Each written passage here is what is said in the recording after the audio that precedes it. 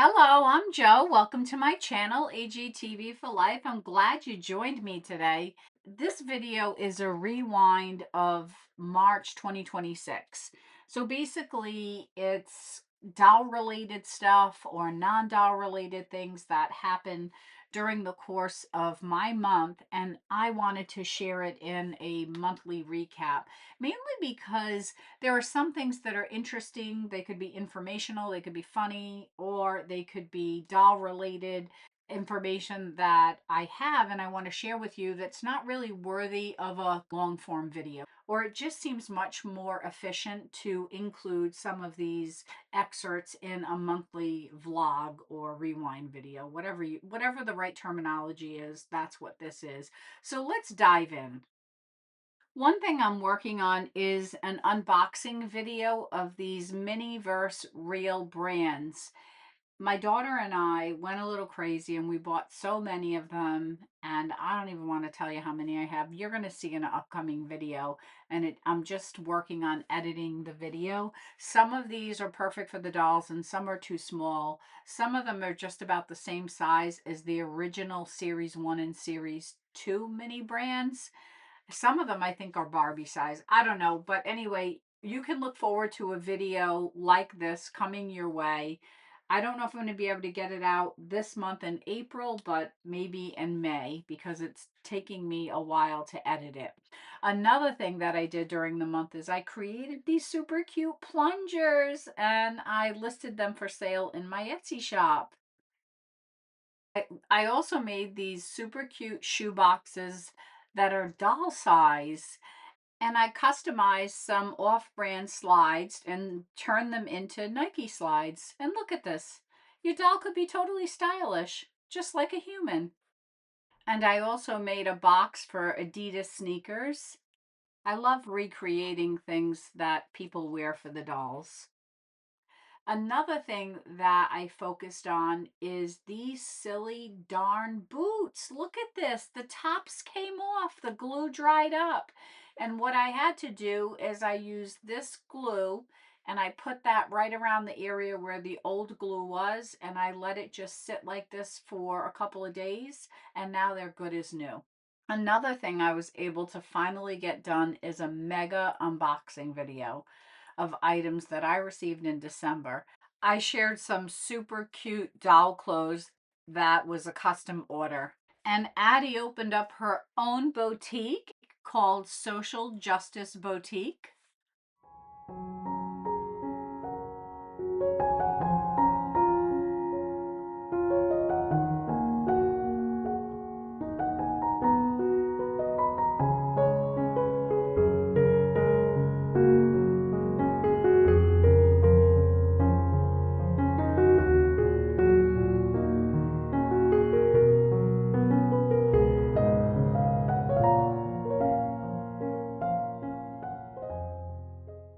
And I did another unboxing video, and in this video, the most important thing I wanted to share with you is I was able to unbox some of the most beautiful clothing items made by Ma Piece. And this dress already sold in an instant. And the red dress was a gift to me, which I absolutely love.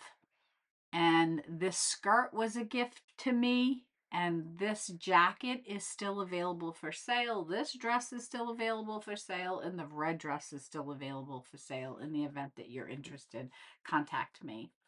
And the big thing that happened in the month of March is that Jesse went for his surgery on March 11th to remove a very large tumor on his neck. Look at him, poor guy.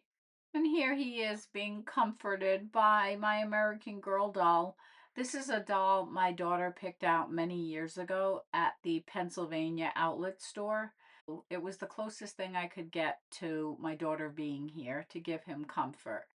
And he didn't seem to mind her at all. She actually came with us in the car when we took him to the hospital, and I was losing my mind. I thought I was parked in the spot here, and I was totally out of the spot. That was a really stressful day because he has a heart murmur, and he may not have made it through surgery. That was the biggest risk factor, but we didn't really have any options. We had to have that tumor removed. We later found out that the tumor was cancerous, so thank God we did it, and thank God that he survived the surgery. He just had his medicine. He does not like it. Jessie boy. Hi, Yoni. See his new shirt? I put the collar up so it covers his neck. He said, I don't like that medicine at all. And I did a tour of my doll's bathroom and posted this video on my channel. Jessie boy. Say hi, everyone.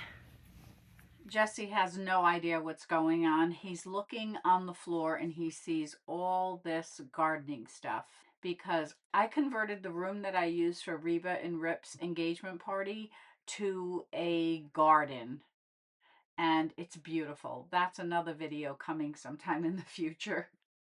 I think most of you know that I have an Etsy shop and I do a lot of graphic t-shirts. Well, one thing that I've been wanting to do when I finally got around to doing it was to make tags to put on my shirts, on the inside of my shirts. And I finally figured out how to do it thanks to YouTube. And here are some new designs that are available on shirts in my shop that I put together. And I know a lot of you really like to hear about Milo and his antics and the things that he does. Well, here's his latest with the food. I don't know what kind of concoction he's got going on here, but he has all these plastic branches around the bowl, one in the bowl, and the party hat next to the bowl. I don't know. I don't even know what to say. I need to share this picture with you guys. This is a picture that I took in Germany in September of 1985. And the only reason why I know that is because this is a hard copy picture, obviously long before digital, and it has the date on the back of the picture. And it was taken when I was in Germany and stationed at Wiley Barracks near Ulm, or I think it was near the town of Ulm. And look at this. Here I am in the military at a doll store. How did I even know that? I enjoyed dolls back then. I guess I had a fascination with them and I don't even remember, but I do have a picture that I took that I held on to for many, many decades. And I'm back to loving dolls again. Oh my God. I just had to share that with you guys. I know that you would appreciate it. And the fact that this was September of 1985, and let's think about that for a minute. Pleasant Rowland launched Pleasant Company in 1986. I don't remember the month, but 1986. And she had partnered with a German manufacturer, Gutz, I think is how you say the name, and it was based in Germany. So who knows? Maybe she was traveling around Germany and meeting with the manufacturer around the same time that I was in Germany. That's sort of crazy to even think about.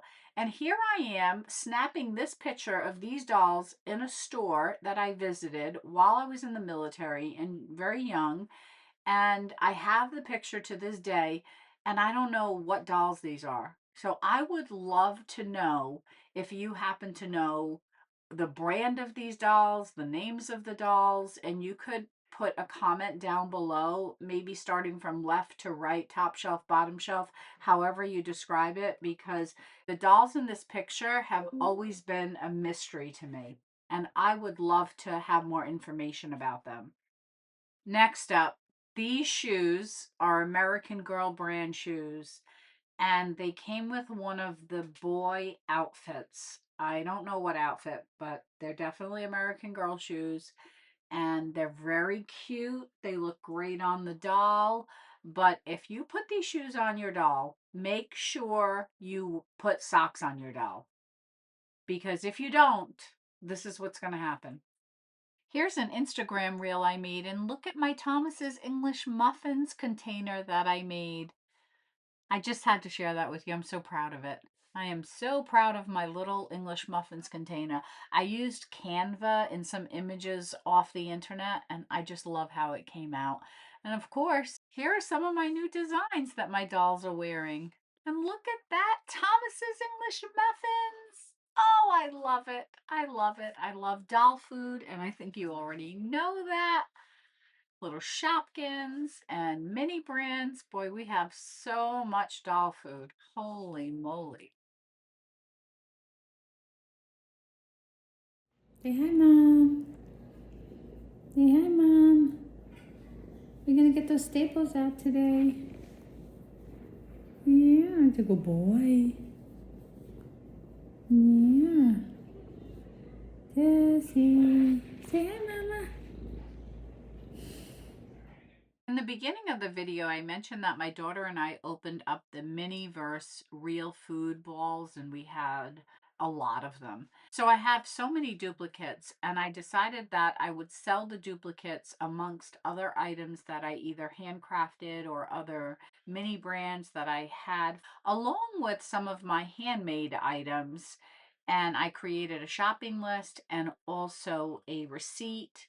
I also added some money to these sets as well. And I used a paper bag that I had to create these little paper bags using my Cricut to do the outline of the bag. And I also had these little canvas Trader Joe's bags. I bought a few extras when I bought one for myself. So I'm using those as well.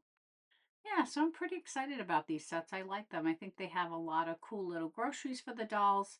And it's really great for setting up scenes in your dollhouse.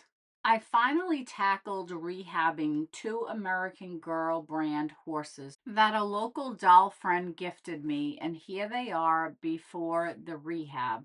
They don't look too bad in this picture, and I already rehabbed the chestnut off camera, but the one we're going to go through in this video is Kaya's mare Steps High.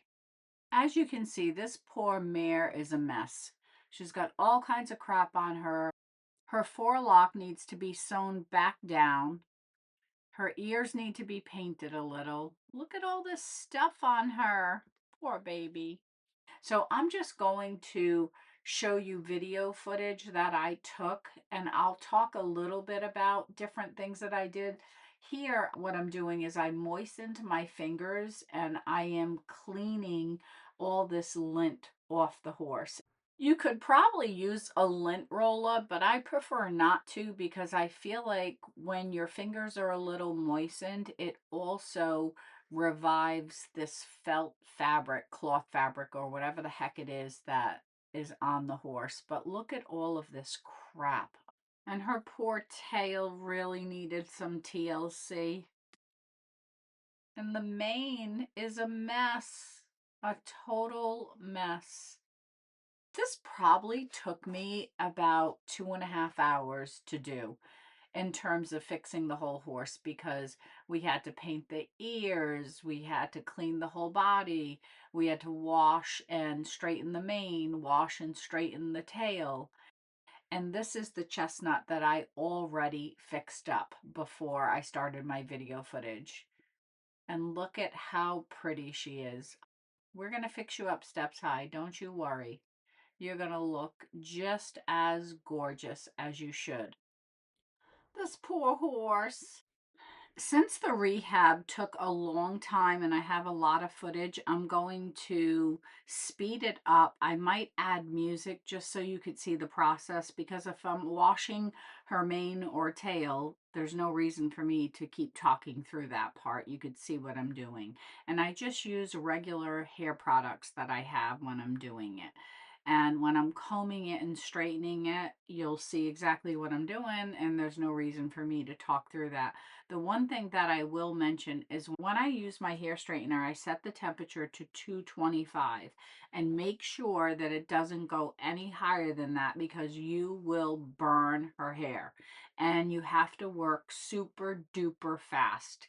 So when you put that straightener on the hair, you better be ready to pull it right on through really fast. It's worth mentioning that after a while, going through the hot iron on her hair gets really hot. So if you have these heat resistant gloves that protect your hands, you might want to consider using them. I don't, because I just feel like I have much more control without something covering my hands. So I just want to tell you that. What you're looking at right now is I already washed her tail. and I put conditioner on it. And I'm brushing through small little pieces because the goal is to keep as much of her hair attached to her and less of it from being ripped out so that she has a nice full tail. And that's this process. So let me speed it up.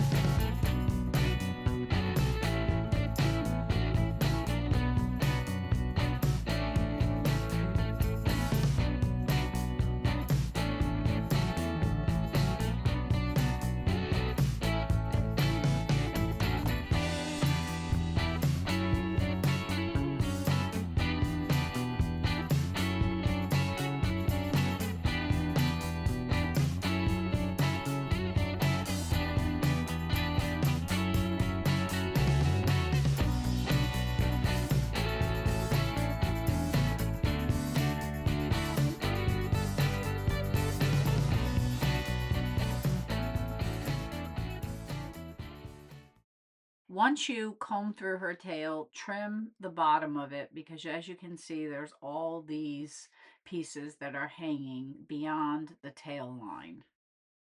Now that her tail is detangled, we're going to rinse the conditioner out of it.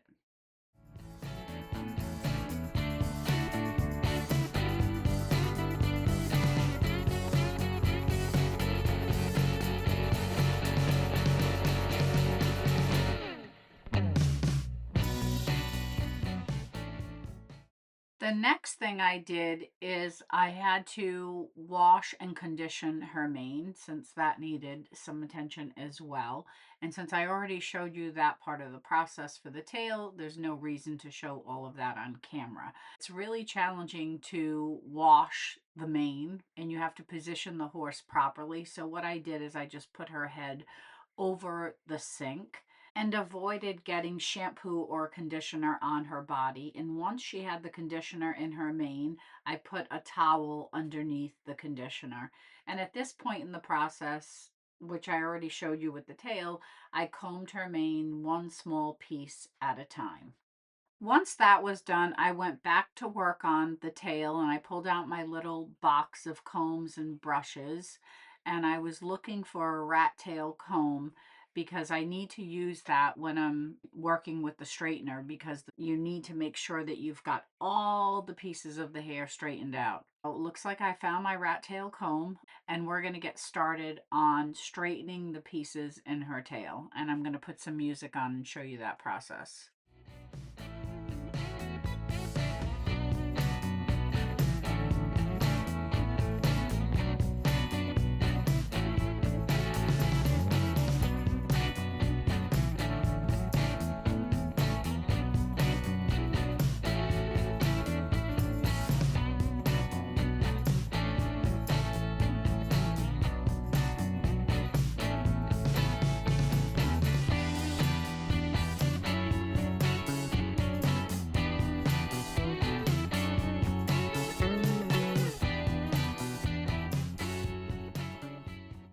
And that's pretty much it for the process.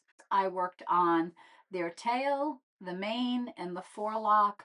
And for steps high, I sewed in the forelock because that was coming out. And I also used a acrylic paint marker. I think I used black and brown just to try to get the color right on her ears. I'm pretty pleased with how they both came out. And here's just a few more pictures of them. They were definitely ready for photographs.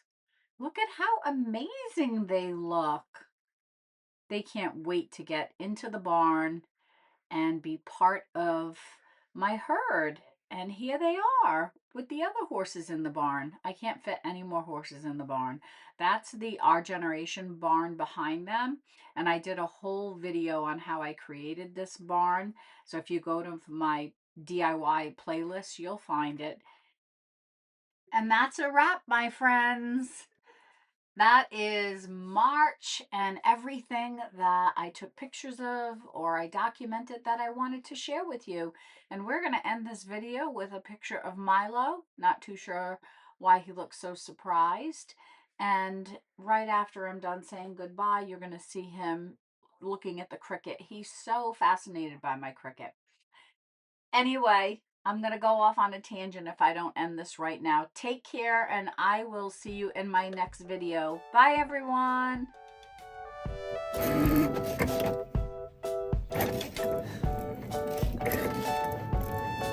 Milo, what are you doing?